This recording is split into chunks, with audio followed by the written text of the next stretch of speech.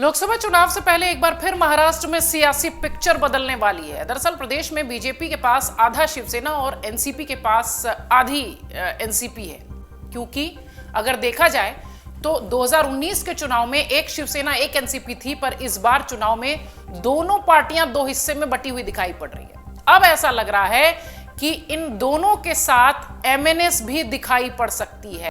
हो सकता हो आईएनडीआईए गठबंधन के साथ दिखाई पड़े या हो सकता हो एनडीए के साथ नजर आए।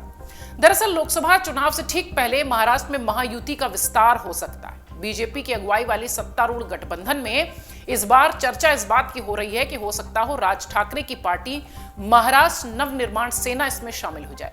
इसको लेकर एमएनएस प्रमुख राज ठाकरे ने 19 मार्च को दिल्ली में केंद्रीय गृह मंत्री अमित शाह से मुलाकात की थी। इस मुलाकात के बाद राजनीतिक गलियारों में चर्चाएं तेज हैं। जल्द ही एनडीए में एमएनएस शामिल हो जाएगी, ऐसी चर्चा है। अब देखना यह है कि महाराष्ट्र में सीट बंटवारे पर आखिर क्या फैसला होता है, क्या फैसला लेती है बीजेपी, क्योंकि राज ठाकरे के आने के बाद बीजेपी को किन सीटों पर फायदा मिलेगा, यह भी चर्चा का विषय है।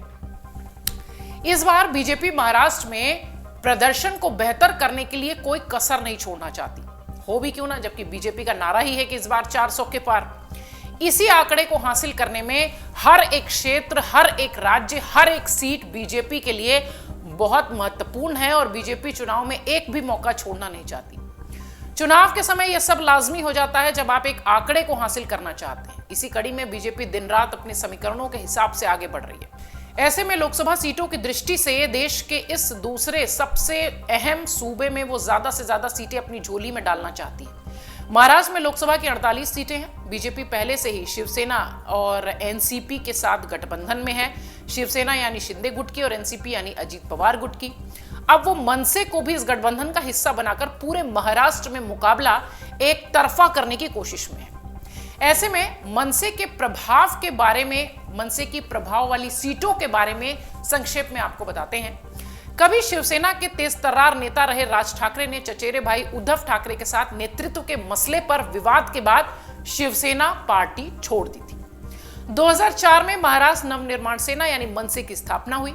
मनसे ने शुरुआती चुनाव में अच्छा प्रदर्शन किया। 2009 के विधानसभा चुनाव में उसके 13 विधायक विधानसभा पहुंचे थे और वो भविष्य में महाराष्ट्र की एक बड़ी राजनीतिक ताकत बनती हुई दिखाई देती रही।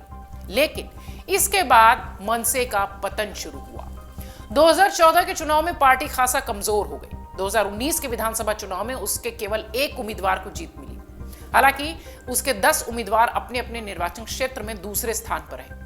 इनमें से कई सीटों पर उसके उम्मीदवारों को 40% से अधिक वोट पड़े और नजदीकी मुकाबले में उनकी हार हुई। मनसे की मौजूदा स्थिति देखें तो भले ही चुनावी गणित में मनसे के पास सीटें नहीं हैं, लेकिन राज ठाकरे महाराष्ट्र की राजनीति में एक बड़ा चेहरा है। व्यापक स्तर पर संगठन और दूसरी कतार के नेताओं के अभाव में पार्टी चुनाव रूपी अगर देखा जाए तो बहुत अच्छा नहीं कर पा रही, लेकिन जानकारों का यह कहना है कि जनाधार उसके पास ठीक ठाक है। इसके साथ ही वो राज्य में विपक्षी आईएनडीआईए गठबंधन, खासकर चेहरे जो उनके हैं उद्धव ठाकरे, उनके चचेरे भाई जो हैं, उनके चेहरे की जो शिवसेना है उस पर हमला करने का कोई मौका नहीं छोड़ते और बीजेपी चाहती है कि ये एक बड़ा एसेट हमारे पास हो जाएगा। इसी कड़ी में बीजेपी उनको अपने पाले में लाने की योजना बना रही है। लोकसभा चुनाव में मनसे बीते कई चुनावों से कोई खास प्रभाव नहीं डाल पाई है। बीते 2019 के लोकसभा चुनाव में राज ठाकरे ने कांग्रेस एनसीपी गठबंधन के लिए प्रचार किया था, लेकिन मैदान में उनका कोई उम्मीदवार नहीं था। ऐसी उम्मीद की जा रही थी कि बीजेपी महाराष्ट्र में अपने खाते से मनसे को एक सीट दे देगी। मीडिया रिपोर्ट्स में यह दावा हो रहा है, कई सारी मीडिया रिपोर्ट्स में, कि मनसे को प्रतिष्ठित मुंबई दक्षिणी लोकसभा सीट दी जा सकती है। इस सीट से मनसे के नेता बाला नंदगांवकर 2009 और 2014 में उम्मीदवार रह चुके हैं और इस बार उनको यहां से उम्मीदवार बनाया जा सकता है। इस बीच अगर देखा जाए तो राज ठाकरे को लेकर सियासी बाजार बहुत गर्म है, दिल्ली से लेकर महाराष्ट्र तक, दिल्ली से लेकर मुंबई तक, क्योंकि चर्चा इस बात की है कि हो सकता हो राज ठाकरे आईएनडीआईए गठबंधन या एनडीए के गठबंधन के छाते के नीचे आ जाएं। अब फैसला राज ठाकरे को करना है।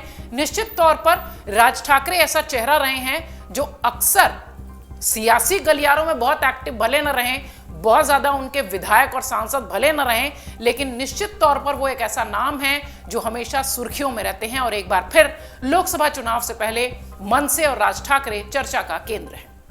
अगर आप ये वीडियो YouTube पर देख रहे हैं तो हमारे चैनल को सब्सक्राइब करें और बेल आइकन को दबाना ना भूलें। अगर आप Facebook पर ये वीडियो देख रहे हैं तो हमारे पेज को लाइक करें।